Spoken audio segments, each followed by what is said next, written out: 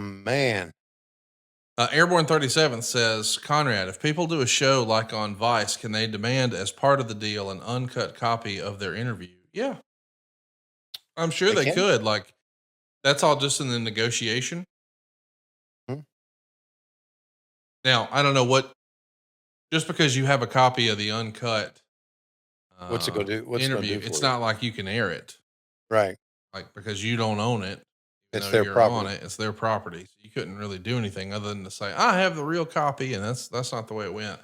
I think what Tony's insinuating, Airborne 37th, is, hey, why not just don't put yourself in that situation? Mhm. You know, if you think that this might be an issue, how about just don't let it be an issue?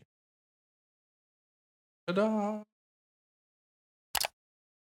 Tony, I've got some real shitty problems in my life. Have I told you about this? I'm sorry, I'm watching, the replay here. Oh, I got you. Yeah. So Nicole Bass is taking off her So, cover up right yeah, now. we'll get to your problems here pretty soon. Yeah, we sure So will. so this is the puppies era when, Yeah, Road Dogg actually created that term, really? but he referred to Deborah and her puppies, and Jerry Lawler just went with it and made it his own, and it's still a term to these days because of how Jerry Lawler kept it alive. But I just recently, like in the last year or so, learned it was a Road Dogg. Nicole Bass was, and I'm not trying to be funny here, she was jacked. Yeah, she was a professional bodybuilder. Man, you could tell. Holy Yeah, smokes. the base was there, and then not so much of a bodybuilder, but a beauty queen from Tuscaloosa, Alabama, and those guys are real excited. See the puppies. Was she bounced up and down for us too. Well, I don't think she was doing that. I think somebody, maybe it was Jerry Lawler, was jumping up and down, Oh, got it. and Okay. so then the ring moved. Yeah. You know, a lot of people still think that the wrestling ring is a trampoline. It is not, Tony. No, it's not. They think, oh no, you just fall and then you just bounce up, and it's like, well, 2x4s, bud. Yeah. And then steel, Yeah, reinforced and, and a you little know, bit of a mat, but still. I mean, when you think about it, it's steel and 2x4s with a little mat on top. It's not a trampoline. well, uh, Chris Schiavone, trained a little bit. He wanted to try it out, and that, of course, led to him getting the diamond cutter from QT Marshall when we were in Pittsburgh years ago, and his first training session, he told me, he said, "Man, when you hit the mat, that hurts." I Yeah, went, "Yeah." He said, "When you hit the ropes, it hurts." I went, "Yes, it does." It's not a freaking game, dude. no. It's not. You look at this, oh, I can do that. Bullshit. Not everybody can do it. Not everybody wants to do it. So tell me about your problem right now. So I moved to the lake. As you can see, my backdrop here is a little different. So I'm here now, and I'm no longer at the Huntsville house. And we're getting it. Had the whole house painted, and put a new balcony on the back, and put a new railing around the back, and tinkered with the landscaping and the landscape lighting, and pressure washed all of the outside decks, and got the inside all spick and span and cleaned up and good Uh-huh. to go. And then Yeah. Casio calls me Mhm. last Wednesday. Okay. It says, "Hey man, you ever have the toilets in the basement drain real slow?" And I go, "Man, you and Silva must have done a number over there. Yeah. Just Sure. call this guy. Here's his number. His name's Ricky. Just let him know what you need, and he'll come knock." And so Okay. then he sends me a text the next day. He goes, "Hey man, I texted Ricky yesterday, and he didn't ever hit me back." And I said, "Well, respectfully, I didn't say text Ricky. I said call Ricky." And he Mm. goes, "What's the difference, LOL?" And I said, "Well, Ricky can't read, so you got to call him."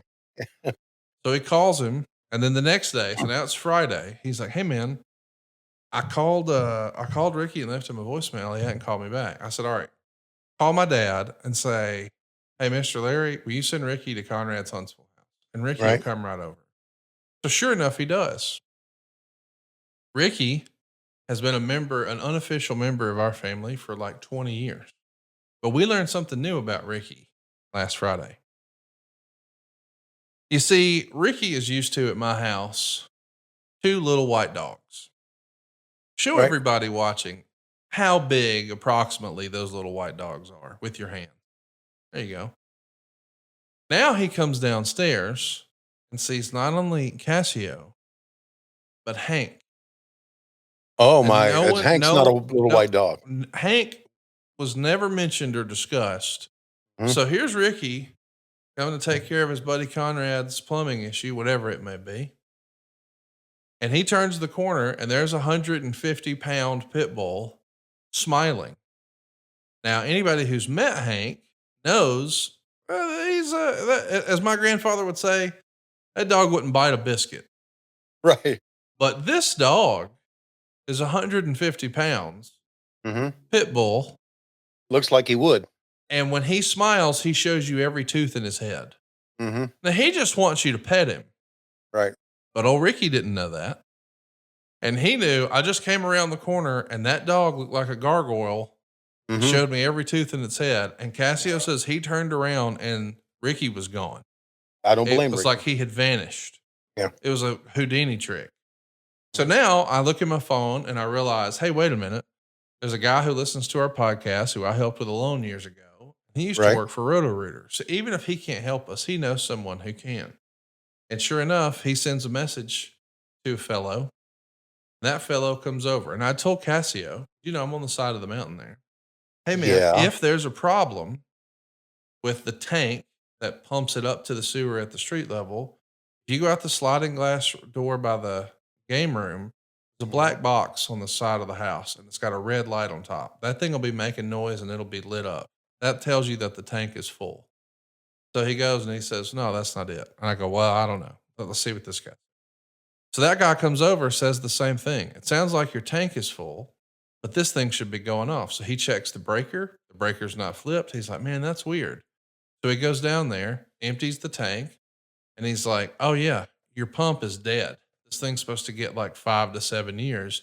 You've had it for 12 years because I put it in Right. 12 years ago. And Right. I'm like, okay, well, no big deal. We'll get a pump. And I told Cassio, maybe $3,000. I think that's about what I paid. No big deal. Yep. And then the guy tells Cassio, hey, man, if you don't mind, flush a couple of the toilets. Let me just make sure everything's working. So then he's down there and he says, hey, we got a big problem. What's the problem? There's gravel and mud coming out. That means there's a break in the line. Okay. Can we do a break in your story? So I have a broken shit line at my house. Okay. A broken shit line at your house. Yeah. And it's behind my house, Tony, that hangs off the mountain.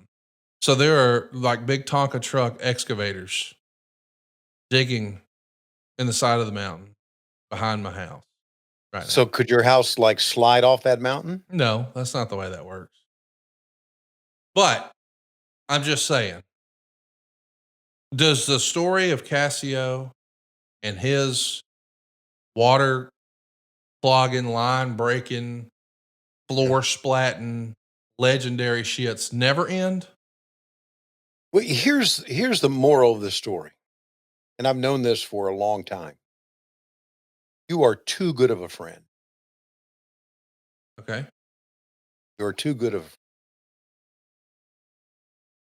Lois Shivani would have thrown him out on his okay. That would have been a On shitty his- thing to do. I don't want to do Yeah. that. I know, but that's the difference in people.